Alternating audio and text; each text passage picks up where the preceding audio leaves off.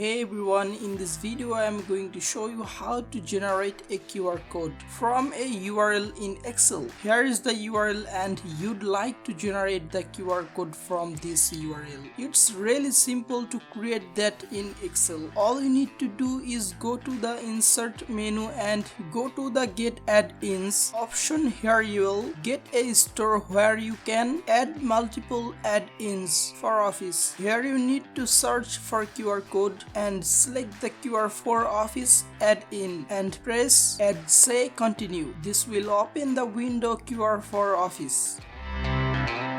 So you can close that, and next time when you get to it, just go to your my add-ins option and then select the QR for Office. Here you can select the type of URL you want to generate the QR code for, the color, the size and the error correction. So let's first select the HTTPS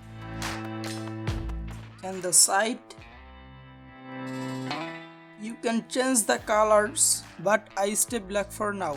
You can also change the size and just say insert. There the QR code is generated. You can resize it and you can also copy and paste it into other applications. Don't forget to like this video, subscribe to our channel, and I'll see you guys next time.